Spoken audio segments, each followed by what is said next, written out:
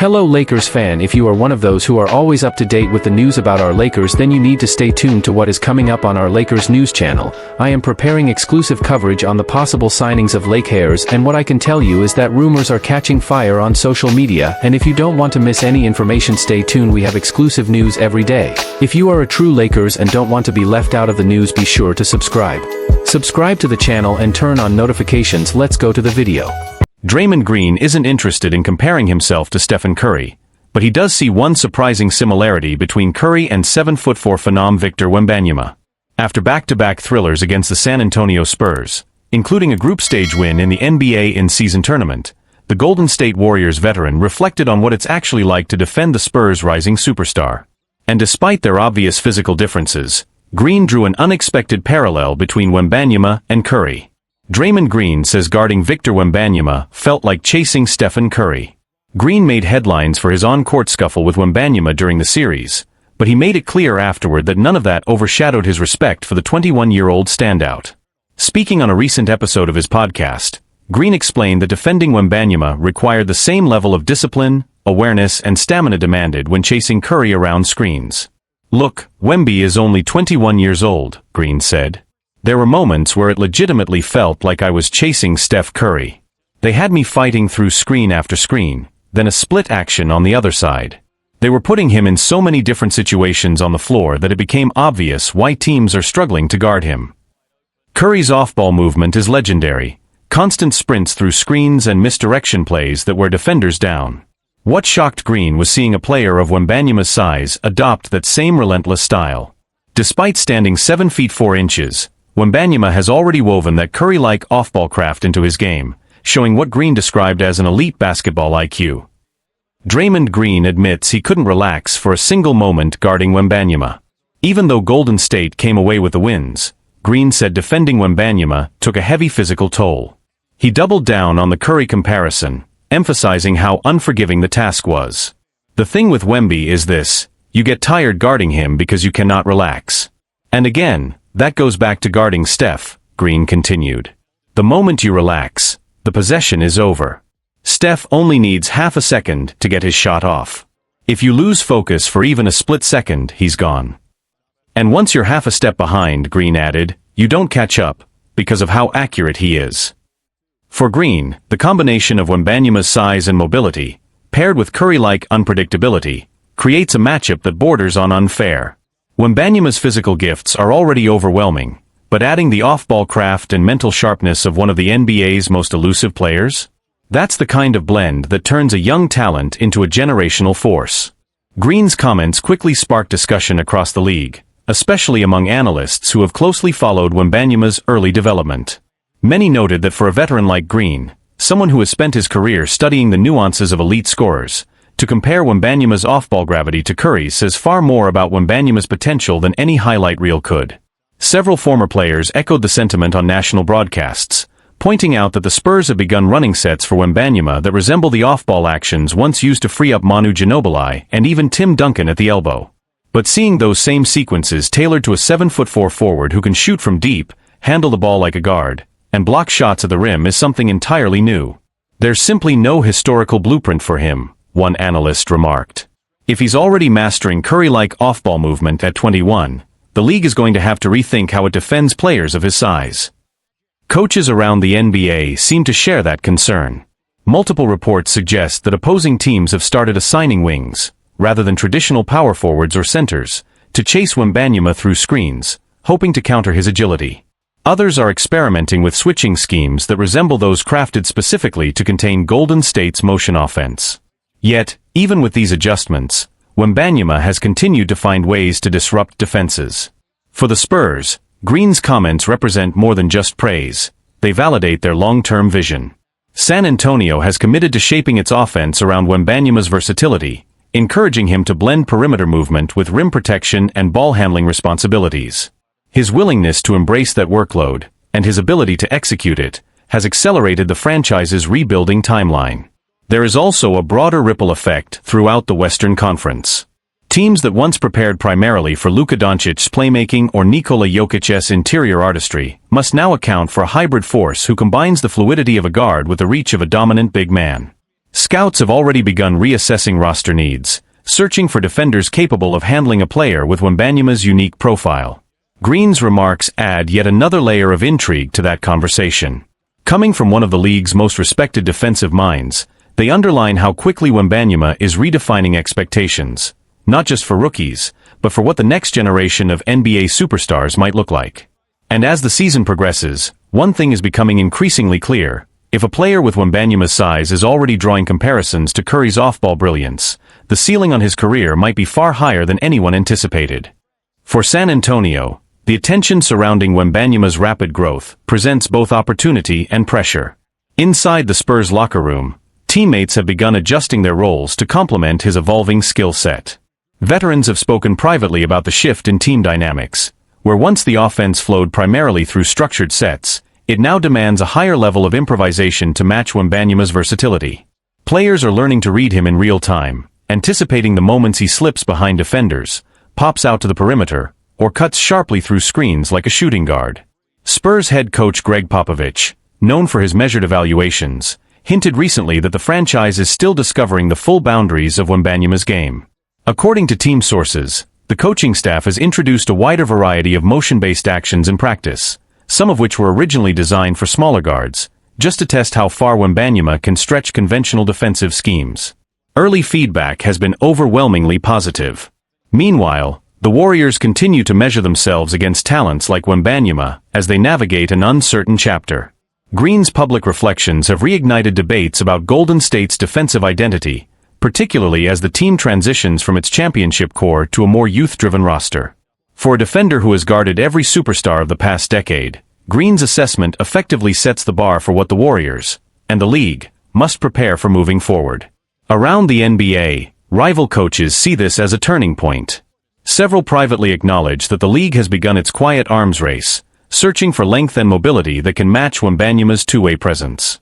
Scouts have noted an uptick in teams valuing taller wings in the draft process, with some organizations shifting their development programs toward players capable of guarding multiple positions while still chasing shooters around screens. The buzz has extended beyond front offices as well. Former players turned broadcasters have taken to national television to discuss how Wembanyama is reshaping expectations for the modern big man. Some have drawn parallels to the early days of Giannis Antetokounmpo's transformation, while others argue that Wembanyama's off-ball instincts place him in a category of his own. What remains indisputable is that Wembanyama's impact is no longer limited to highlight blocks or deep threes. It now influences the strategic decisions of franchises across the league. Green's observation simply crystallized what many insiders had begun to suspect. The arrival of a new kind of superstar is forcing a recalibration of both offensive and defensive philosophies. As the season unfolds, teams will continue learning how to adapt, but for now, Wembanyama stands as the central figure in a league undergoing rapid evolution. And with veterans like Draymond Green openly acknowledging his unique challenge, the message is clear. What Wembanyama represents is not just the future of the Spurs, but a new era for the NBA itself. Austin Reaves believes LeBron James will fit seamlessly back into the Lakers lineup. The fact that the Los Angeles Lakers have managed to thrive early in the season while LeBron James recovers from sciatic pain speaks volumes about the depth of this group, and especially about the brilliance of Luka Doncic and Austin Reaves. Doncic was widely expected to deliver an MVP-level campaign, but Reaves has exceeded even the most optimistic projections, playing at an all-star level and stringing together several standout performances. With James now nearing his return, there's no question the team will benefit from having one of the greatest players in NBA history back on the floor. Still, reintegrating a 40-year-old superstar, one who dramatically shifts the roles, usage, and rhythm of everyone around him, often requires an adjustment period. Reaves, however, isn't the least bit concerned. In his view, LeBron's elite basketball IQ ensures he'll blend naturally into what the team has already built. "Yeah man, I think we're still learning how to play together as a group," Reaves said. "We had a few practices last year, but it's still basically a brand new team. So I imagine it'll take a little time before everything clicks. But like I said after that Milwaukee game, he's a student of the game.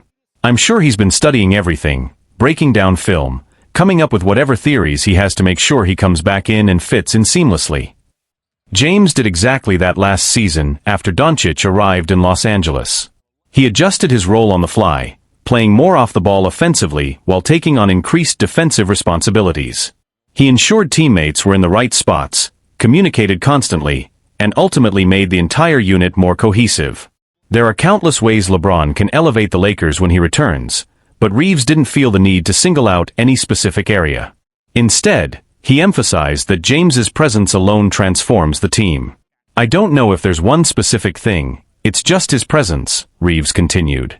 "In my opinion, he's the greatest player to ever step on a basketball court. And I'd bet if you ask most of our younger guys, he's their favorite player of all time. His presence, his leadership, his ability to motivate a team, and obviously his basketball IQ. Having him back is huge. James remains one of the most game plan breaking players in the league. Leave him unguarded for even a moment and he will make you pay. Deny him a lane and he'll find a teammate who benefits from the defensive overreaction. Even at 40, his impact is undeniable." J.J. Redick outlines his thinking on LeBron's return. "Ultimately, it will be up to head coach J.J. Redick to determine exactly how to reincorporate James into the rotation. Redick has already shared some preliminary thoughts on the subject, noting that LeBron's adaptability throughout his career gives him tremendous confidence in how the process will unfold.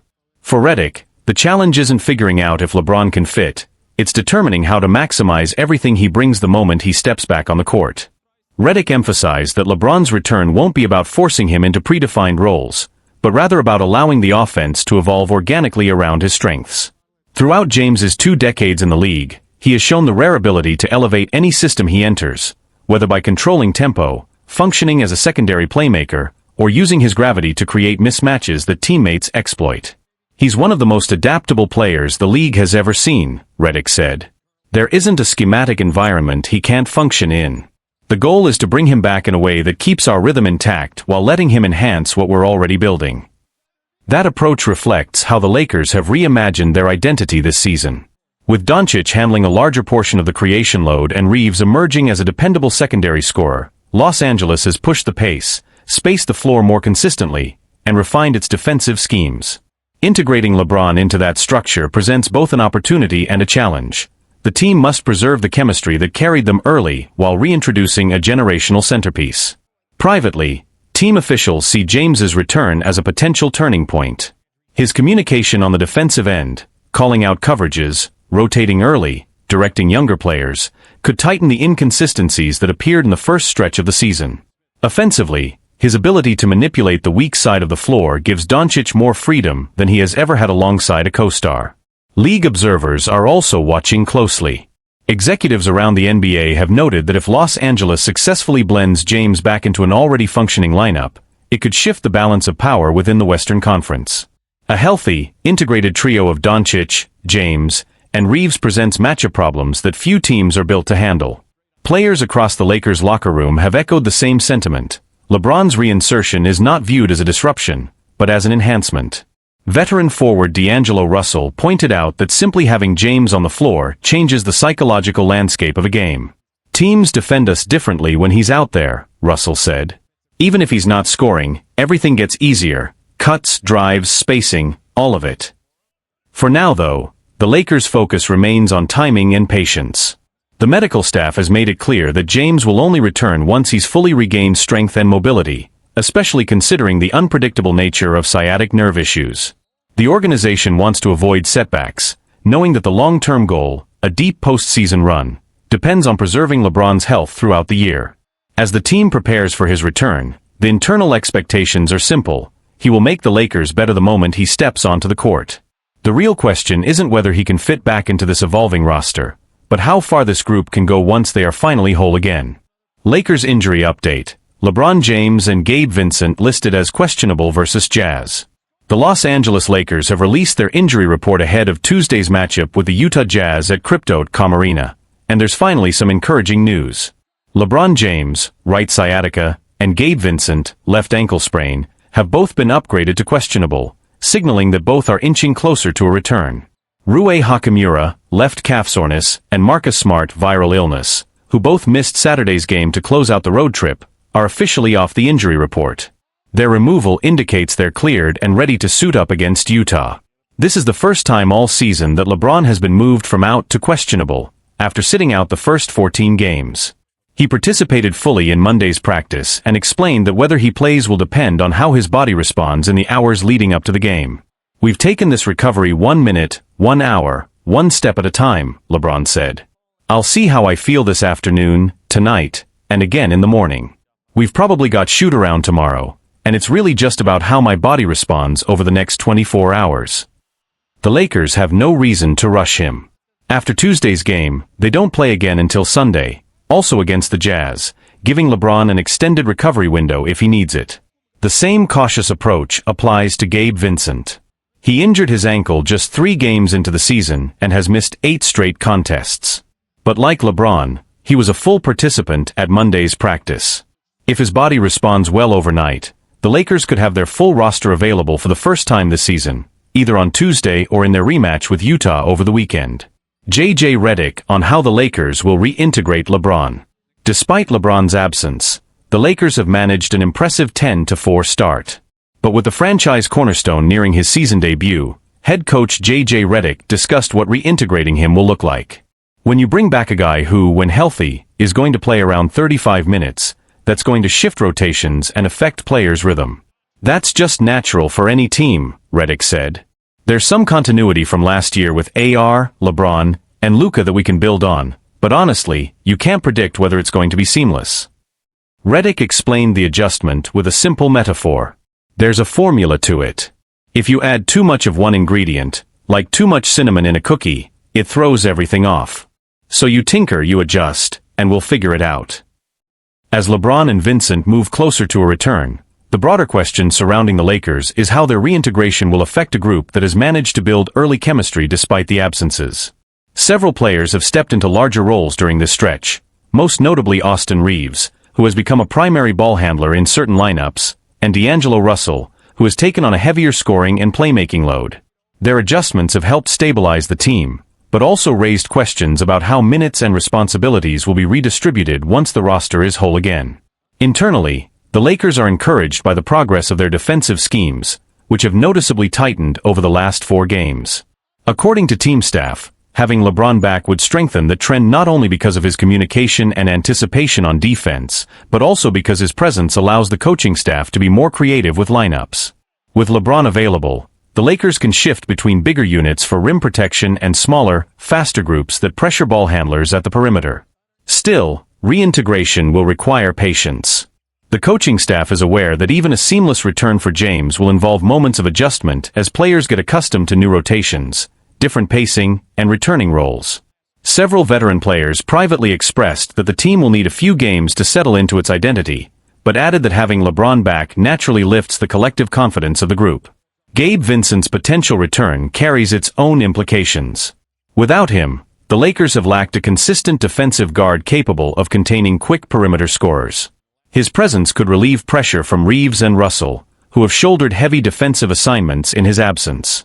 Coaches also believe that Vincent's off-ball movement and ability to space the floor will help create cleaner offensive reads for Luka and LeBron, particularly in late-game situations.